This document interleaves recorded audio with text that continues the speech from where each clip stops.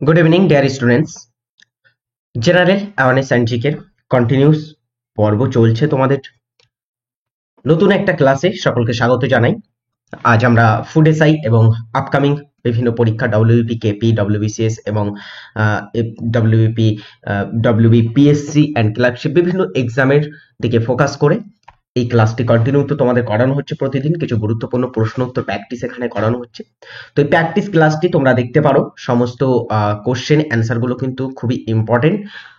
So প্রতিদিন এই ক্লাসটি দেখতে তোমরা আমাদের টিডব্লিউএস একাডেমি চ্যানেলটিকে সাবস্ক্রাইব করে রাখবে, আর তার সঙ্গে সমস্ত ভিডিও লিংক প্রথমেই পেতে আমাদের দ্য ওয়ে অফ সলিউশন চ্যানেলে যুক্ত হতে ভুলবে না। আমাদের টেলিগ্রাম চ্যানেল তো অবশ্যই বললাম, সেখানে যুক্ত হয়ে থাকবে। আর আমাদের একটা অ্যাপ আছে, ডাউনলোড করে রাখতে পারো, TWS academy app.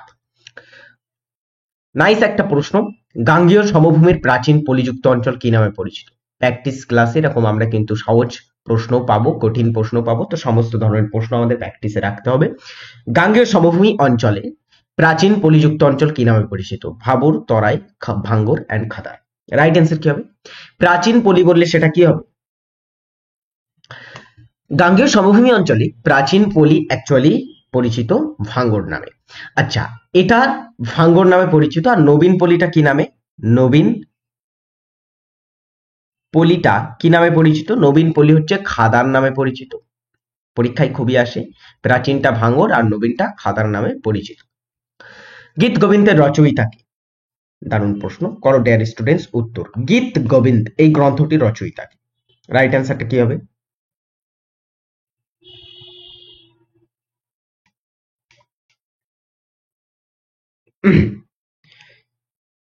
Dear students, right অ্যান্সারটা করো সকলে।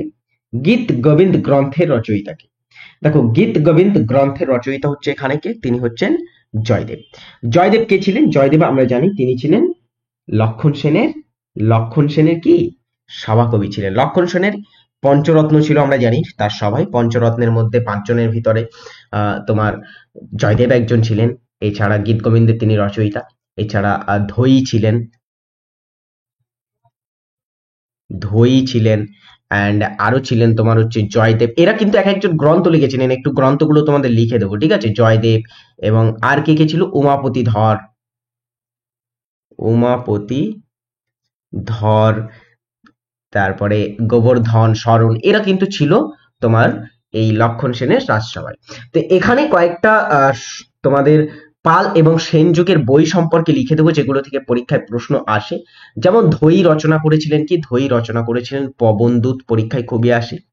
পবন দূত কে রচনা করেছিলেন? ধৈ রচনা করেছিলেন। উমাপতি ধর তিনি কি রচনা করেছিলেন? চন্দ্রচূড় চরিত। চন্দ্রচূড় চরিত এটার রচয়িতা কে? এটার রচয়িতা হচ্ছে লক্ষণ সেনের সভাকবি, সেটা হচ্ছে উমাপতি ধর। এবং আরো কিছু তোমাদের যে পাল সেন যুগের গ্রন্থ সেগুলো সম্পর্কে একটু লিখে দেবো। যেমন আনন্দ ভট্ট কে রচনা করেছিলেন? সেটা হচ্ছে কি রচনা করেছিলেন আনন্দ ভট্ট?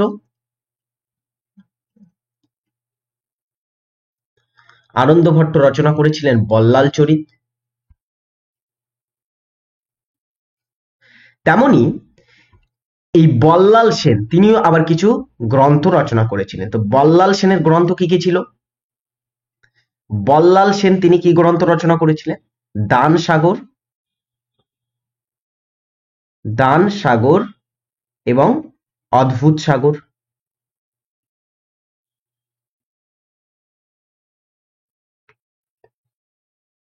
কোনো না কোনো পরীক্ষায় কিন্তু এগুলো কিন্তু এরকম প্রশ্ন দিয়ে থাকে, দান সাগর, অদ্ভুত সাগরের রচয়িতা কে, ইত্যাদি। তারপরে আমরা দেখেছি এই পাল সেন যুগে আরো একজন বিখ্যাত কবি, পাল যুগের কবি ছিলেন বিশেষ করে তিনি হচ্ছেন সন্ধ্যাকর নন্দী। সন্ধ্যাকর নন্দী তিনি কি রচনা করেছিলেন? রামচরিত।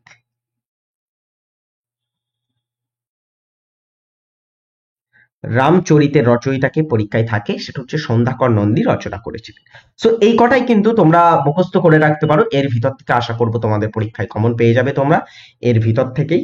এর বাইরে তেমন আর কিন্তু আসে না, ঠিক আছে? এছাড়াও তোমরা আরো অন্যান্য পড়তে পারো, তোমাদের ইচ্ছা মতো বই দেখে যে কোনো সেখান থেকে তোমরা পড়তে পারো। ওকে, নেক্সট প্রশ্ন দেখি। ভারতে কোনো ব্যক্তিকে প্রথম নোবেল পুরস্কার দেওয়া হয়েছিল কবে? ভারতে কোনো ব্যক্তিকে ব্যক্তিগত নোবেল পুরস্কারটা দেওয়া হয়েছিল কবে প্রথম, বা কোন বিষয়ের উপরে সেটা দেওয়া হয়েছিল? কমেন্টে জানাও সকলে। ভারতে নোবেল পুরস্কার অনেক বিজয়ী ছিলেন।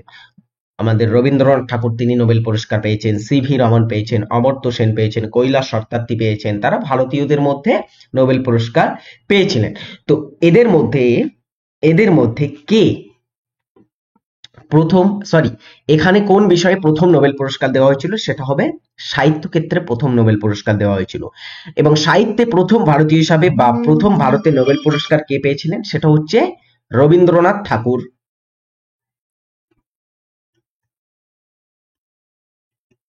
রবীন্দ্রনাথ ঠাকুর গীতাঞ্জলির অনুবাদের জন্য। এবং তিনি কবে পেয়েছিলেন? সেটা হচ্ছে 1913 সালে তিনি নোবেল পুরস্কারটা পেয়েছিলেন সাহিত্যে। নেক্সট প্রশ্ন, বাতাপি কাদের রাজধানী ছিল? বাতাপি কাদের রাজধানী ছিল? কি হবে দেয়ার স্টুডেন্টস উত্তর? বাতাপিটা কাদের রাজধানী ছিল আসলে? দেখো, বিভিন্ন শাসকদের বা বিভিন্ন তোমার হচ্ছে যে সমস্ত রাজবংশ ছিল তাদের রাজধানী থেকে পরীক্ষায় প্রশ্ন আসে। ঠিক আছে, বিশেষ করে পাটলিপুত্র রাজধানী, রাজগিরিও রাজধানী থেকে কিন্তু প্রশ্ন পরীক্ষায় এসে থাকে। তো বাতাপি কাদের রাজধানী ছিল? বাতাপি আমরা যদি দেখি, এটা রাজধানী ছিল চালুক্যদের। চালুক্যরা এরা রাজত্ব করত আহ আমাদের ভারতে, তাদের রাজধানী ছিল। আচ্ছা, চালুক্য শাসকদের সম্পর্কে আমরা একটু জেনে রাখবো। যেমন চালুক্য শাসক প্রথম পুলকেশী, প্রথম পুলকেশী, ইনি বলা হয় এই বংশের প্রতিষ্ঠাতা ছিলেন, প্রকৃত প্রতিষ্ঠাতা এই বংশের। ঠিক আছে, এর পরবর্তীতে আরো প্রথম কীর্তিবর্মন অ্যান্ড দ্বিতীয় পুলকেশীর নাম তোমরা নিশ্চয়ই শুনেছো। দ্বিতীয় পুলকেশী ছিলেন এই বংশের শ্রেষ্ঠ শাসক। এরপরে প্রথম বিক্রমাদিত্য, এরকম কিন্তু অনেক শাসকরা চালুক্য বংশে শাসন করেছিল। তো এদের রাজধানী কোথায় ছিল? সেটা হচ্ছে বাতাপি ছিল এদের রাজধানী, এই জন্য এটাকে কিন্তু বাতাপি চালুক্য বংশ বলা হয়ে থাকে।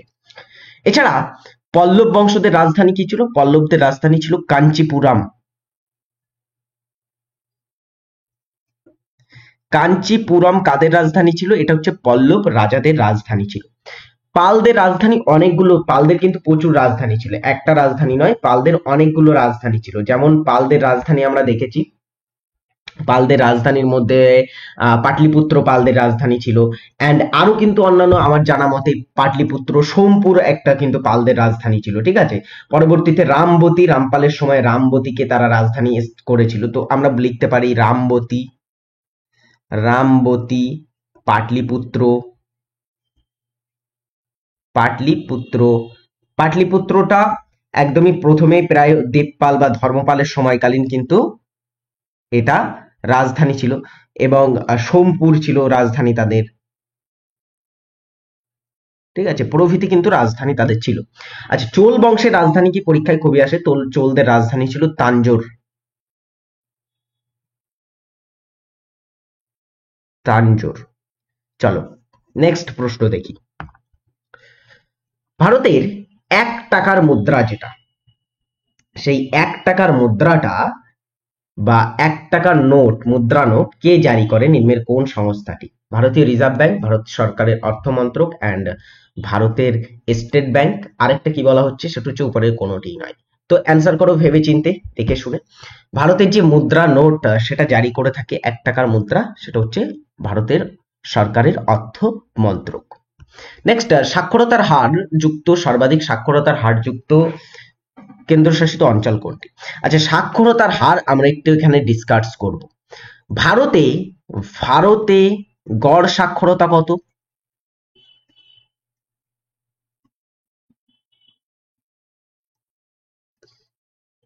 এটা পড়তে হবে আমাদের। আচ্ছা, আর পড়তে হবে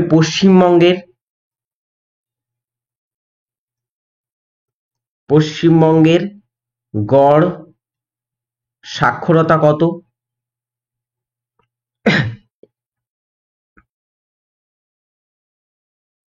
আর কি পড়বো আমরা এখানে? আর পড়বো সর্বাধিক সাক্ষরতা কোথায়?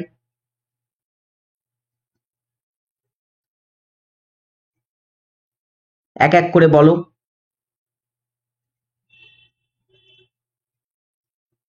রাজ্যগুলির মধ্যে সর্বাধিক সাক্ষরতা কোথায়? আরেকটা পড়বো আমরা, সর্বনিম্ন।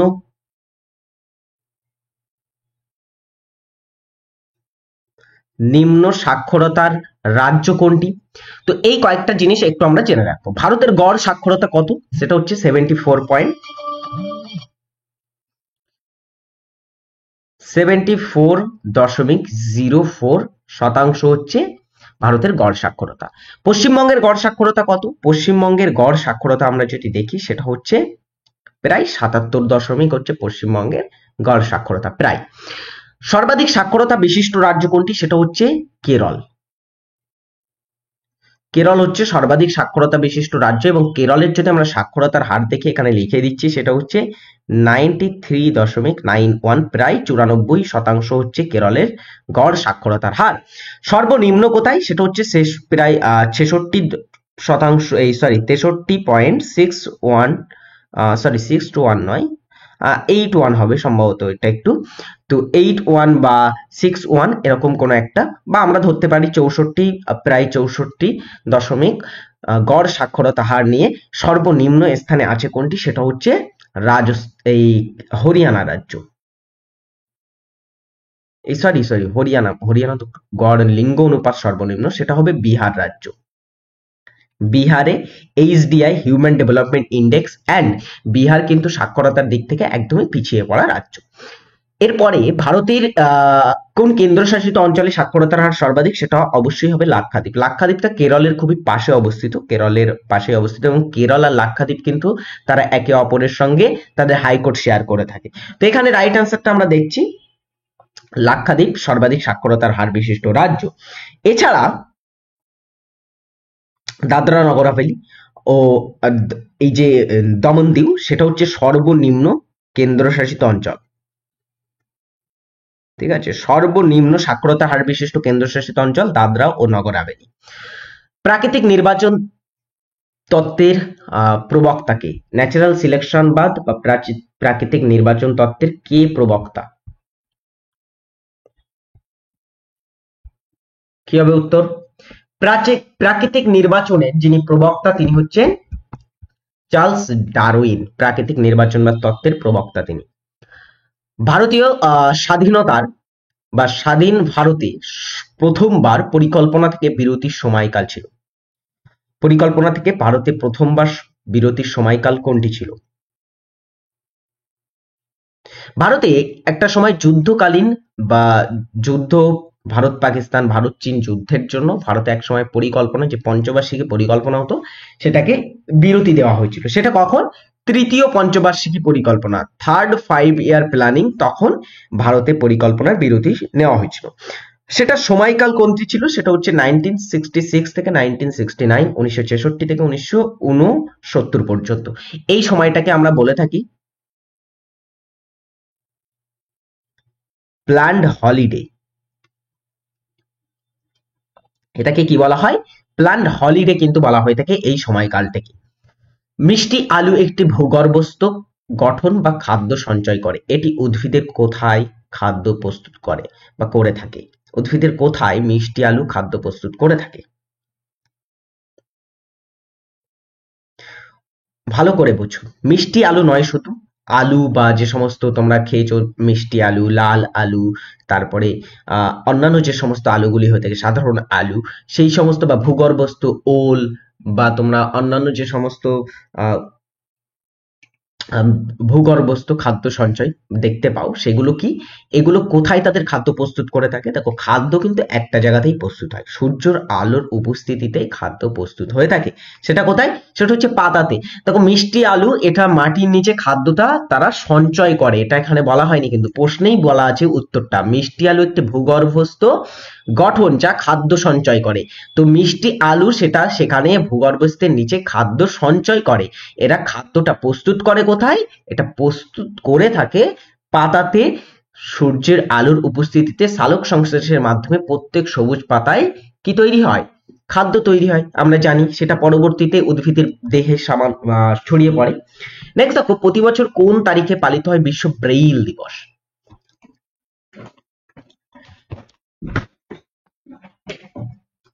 বিশ্ব ব্রেইল দিবসটা কবে পালিত হয়?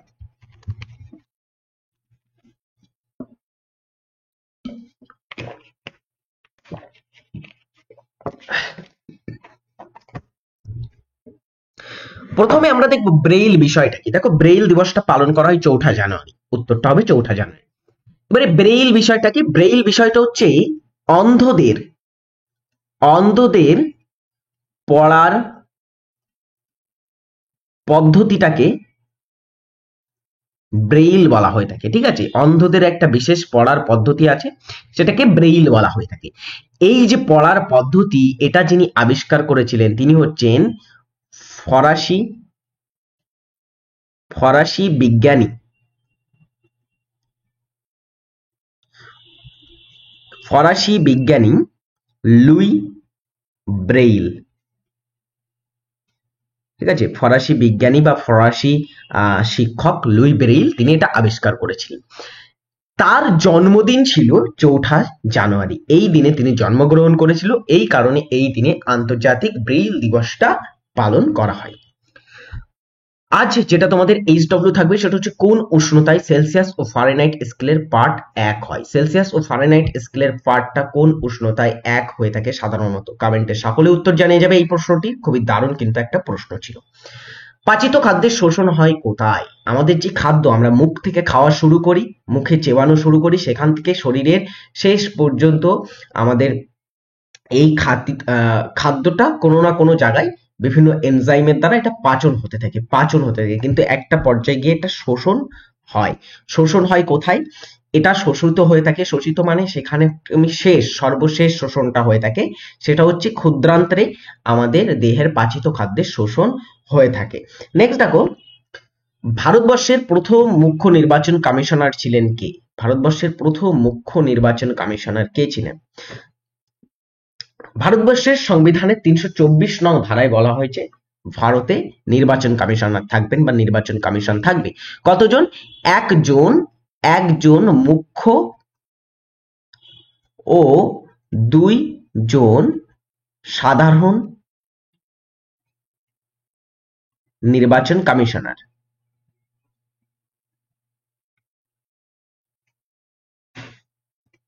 নির্বাচন কমিশনার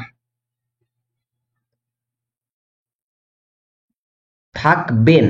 এটা কোথায় বলা হয়েছে? সেটা হচ্ছে 324 নং ধারা। পরীক্ষায় প্রশ্নটা আসে যে নির্বাচন কমিশন সম্পর্কে কোথায় বলা হয়েছে, সেটা 324 নং ধারায়। তো ভারতের যিনি প্রথম নির্বাচন কমিশনার ছিলেন তিনি হচ্ছেন সুকুমার সেন, প্রথম নির্বাচন কমিশনার ছিলেন। আচ্ছা, বর্তমান কে আছেন? বর্তমান মুখ্য নির্বাচন কমিশনার কে? সেটা হচ্ছে রাজীব কুমার। এছাড়া আরো 2 জন সাধারণ নির্বাচন কমিশনার রয়েছে যারা কিন্তু সম্প্রতি অ্যাপয়েন্টেড হয়েছেন, এটা মনে রাখবে। তো তারা কে কে? একটা হচ্ছে জ্ঞানেশ কুমার এন্ড সুখবীর সিং সান্ধু। জ্ঞানেশ কুমার, সুখবীর সিং সান্ধু, তারা বর্তমানে ভারতের মুখ্য নির্বাচন কমিশনার হিসেবে নিযুক্ত হয়েছে।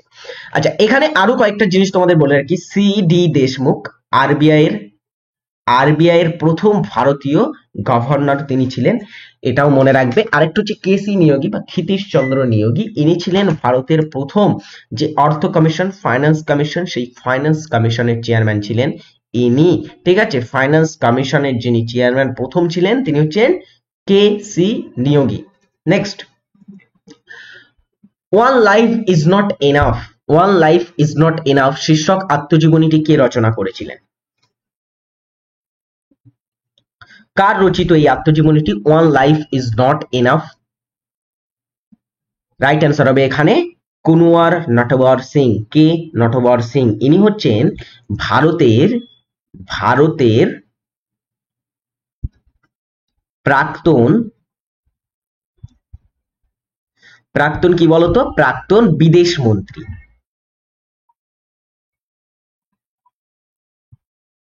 তিনি ছিলেন। নেক্সট দেখো, ইউবুন্টু হলো এক প্রকারের antivirus, photo scanner, programming language এবং অপারেটিং সিস্টেম। এটা কি আসলে কি এই জিনিসটা বলো, কি হবে এটা? রাইট অ্যান্সার হবে এটা একটা অপারেটিং সিস্টেম। অপারেটিং সিস্টেম কিন্তু প্রচুর আছে। অপারেটিং সিস্টেম মাইক্রোসফট উইন্ডোজ একটা হচ্ছে কিন্তু operating system, Google Android OS, Linux, তারপরে হচ্ছে এবং অ্যাপেল ওএস, আইওএস, এসব হচ্ছে এক একটা কিন্তু তোমার অপারেটিং সিস্টেমের মধ্যে এসে থাকে। কোন নদীর তীরে সম্বলপুর অবস্থিত? সম্বলপুর শহরটা কোন নদীর তীরে অবস্থিত? কমেন্টে সকলে জানিয়ে দাও।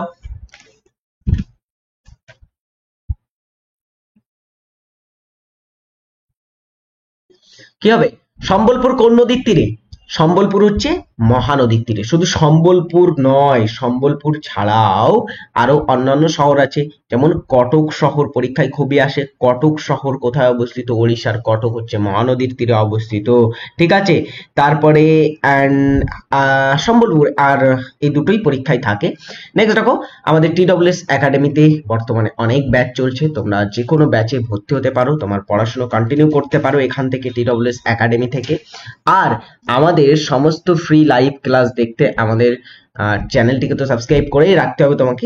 আর এই সমস্ত ব্যাচ, ফাউন্ডেশন, এএনএম, জিএনএম এবং সম্প্রতি রেলওয়ে এবং এসএসসি ফাউন্ডেশন ব্যাচ, সমস্ত ব্যাচে তোমরা দেখতে পারো।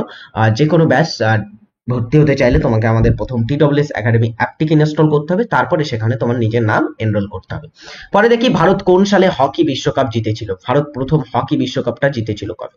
আচ্ছা, হকি বিশ্বকাপ এর সূচনা কবে হয়েছিল? এখানে পুরুষ হকি বিশ্বকাপের কথা বলা হচ্ছে। পুরুষ হকি বিশ্বকাপ, এটার সূচনা হয়েছিল কবে? সেটা হচ্ছে 1971 সালে এটার সূচনা হয়েছিল পুরুষ হকি বিশ্বকাপের। কিন্তু ভারত কবে জয়লাভ করেছিল প্রথম হকি বিশ্বকাপ? রাইট অ্যান্সার কি হবে? ভারত প্রথম জয়লাভ করেছিল 1975 সালে হকি বিশ্বকাপ। ওকে, আচ্ছা, আরো একটা জিনিস মনে রাখবে, এই 1975 সালে আরো একটা গুরুত্বপূর্ণ ঘটনা ঘটেছিল, যেটা ক্রিকেটের জগতে, যেটা হচ্ছে প্রথম প্রথম ক্রিকেট বিশ্বকাপ। ক্রিকেট বিশ্বকাপ, প্রথম ক্রিকেট বিশ্বকাপটা কোথায় হয়েছিল বলো? প্রথম ক্রিকেট বিশ্বকাপটা কোথায় হয়েছিল? ইংল্যান্ডে হয়েছিল এবং জয়লাভ করেছিল ওয়েস্ট ইন্ডিজ। আচ্ছা, পুরুষ হকি বিশ্বকাপটার আয়োজক দেশ কোনটি ছিল?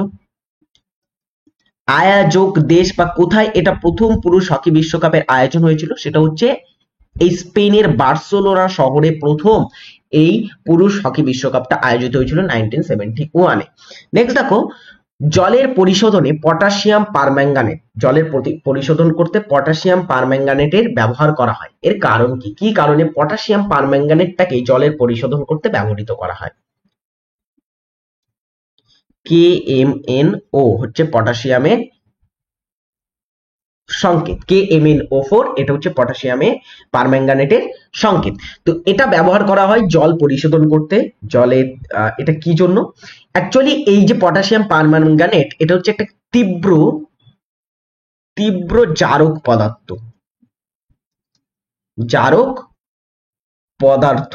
ঠিক আছে, এটা কিন্তু অ্যাকচুয়ালি জারণ করতে ব্যবহার করা হয়।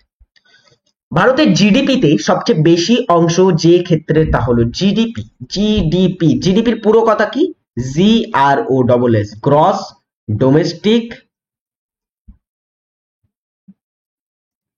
Domestic product. ঠিক আছে, গ্রস ডোমেস্টিক প্রোডাক্ট বা ভারতের অভ্যন্তরীণ উৎপাদনে কোন ক্ষেত্র থেকে সবচেয়ে বেশি হয়? রাইট অ্যান্সার হবে এখানে কি? সেটা হচ্ছে পরিষেবা ক্ষেত্র থেকে। পরিষেবা ক্ষেত্র থেকে। রাজ্যের আইনসভার উপরিকক্ষের নাম কি? রাজ্যের যে আইনসভা আছে সেটার উপরিকক্ষের নাম কি? আচ্ছা, কেন্দ্রীয় আইনসভা, কেন্দ্রীয় আইনসভা সেটাকে আমরা কি বলি ভারতের? সেটাকে আমরা বলে থাকি সংসদ বা পার্লামেন্ট। তো কেন্দ্রীয় আইনসভা বা সংসদকে আমরা দুইটি ভাগে ভাগ করি, একটা হচ্ছে লোকসভা এবং রাজ্যসভা। এর ভেতরে উচ্চ কোনটি আর নিম্ন কোনটি?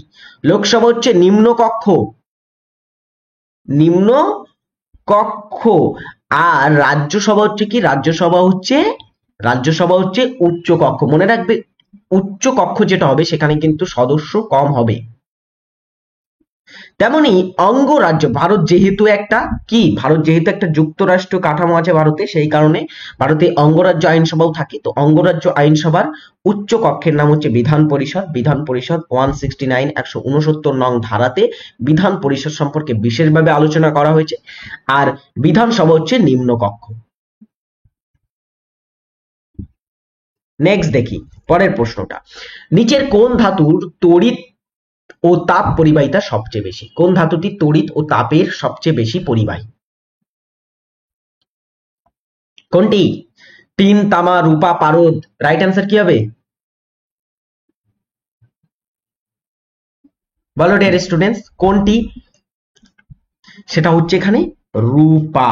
রূপা হচ্ছে তড়িতের সবচেয়ে বেশি পরিবাহী। নেক্সট প্রশ্নের উত্তর করো সকলে।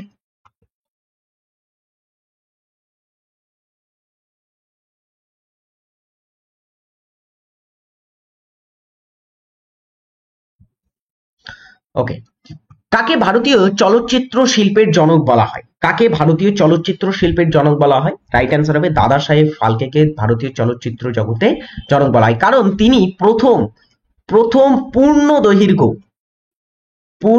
দৈর্ঘ্য চলচ্চিত্র নির্মাণ করেন।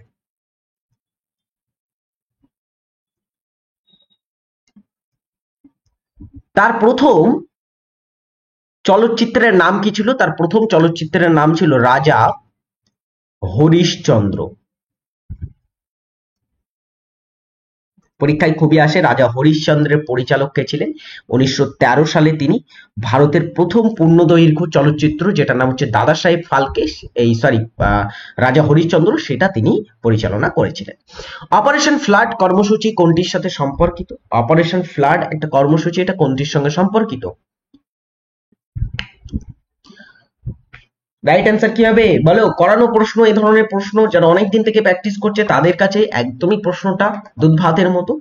অপারেশন ফ্লাডটা হবে কিসের সঙ্গে? দুগ্ধ উৎপাদনের সঙ্গে সম্পর্কিত। 1990 এর দশকে ভারতে দুগ্ধ উৎপাদনে স্যার ভার্গিস কুরিয়েনের নেতৃত্বে একটা রেভলিউশন দেখা গিয়েছিল, যেটাকে আমরা বলে থাকি সাদা বিপ্লব বা শ্বেত বিপ্লব। শ্বেত বিপ্লবটা কার নেতৃত্বে হয়েছিল? স্যার ভার্গিস কুরিয়েনের নেতৃত্বে।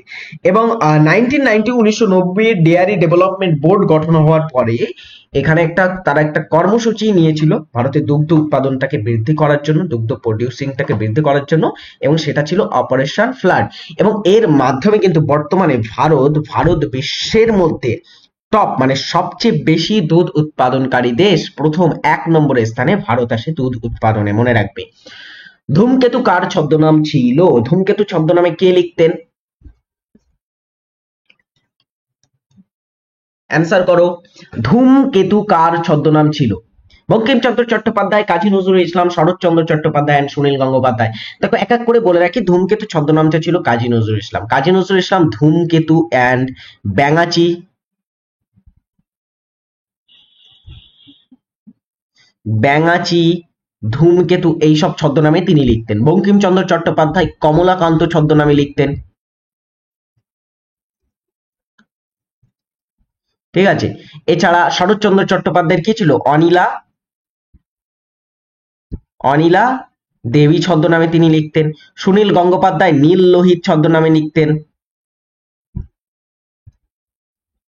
নীল লোহিত কার ছদ্মনাম ছিল? পরীক্ষায় থাকতেই পারে, সেটা হচ্ছে সুনীল গঙ্গোপাধ্যায়ের। ক্রিপস মিশন কবে ভারতে এসেছিলেন? ভারতে ক্রিপস মিশন কবে এসেছিল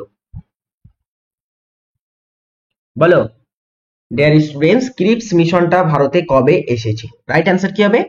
ক্রিপস মিশন 1942 সালে ভারতে এসেছিল স্যার স্টাফোর্ড ক্রিপসের নেতৃত্বে। নেক্সট, নিম্নের এদের মধ্যে কোন বইটি স্বামী বিবেকানন্দ রচিত নয়? স্বামী বিবেকানন্দ কোন বইটি রচনা করেননি?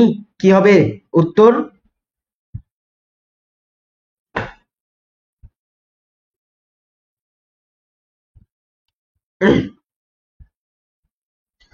স্বামী বিবেকানন্দ রচিত, সরি নয় বলা হয়নি, কোন বইটি স্বামী বিবেকানন্দ রচিত? রাইট অ্যান্সার হবে বর্তমান ভারত বইটি, সরি পাশ্চাত্য প্রাচ্য পাশ্চাত্য বইটি তিনি লিখেছিলেন।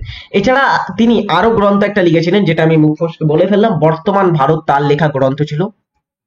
বর্তমান ভারত, কামযোগ, কর্মযোগ, এইসব বই তিনি কিন্তু লিখেছিলেন।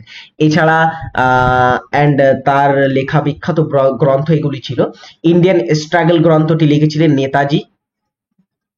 নেতাজির লেখা বই কোনটি ছিল? Indian struggle. ভারত ম্যাটার্স ছিল, এটা হচ্ছে এস জয়শঙ্কর, ভারতের বর্তমান বিদেশ মন্ত্রী, তার লেখা গ্রন্থ হচ্ছে Bharat matters. A nation in making, S N Banerjee, অর্থাৎ সুরেন্দ্রনাথ ব্যানার্জি লেখা এই গ্রন্থটি। ওকে, আজকে ক্লাসটা আমি এখানেই শেষ করব। কমেন্টে সকলে জানাও ক্লাসটি কেমন লাগলো। আর আমাদের TWS একাডেমিতে সমস্ত ফ্রি লাইভ ক্লাস দেখতে চ্যানেলটিকে সাবস্ক্রাইব করে রাখো। ভালো থাকবে সকলে। পরের দিনের ক্লাসে একটা নতুন পর্ব নিয়ে হাজির হব। ততক্ষণের জন্য টাটা, বাই।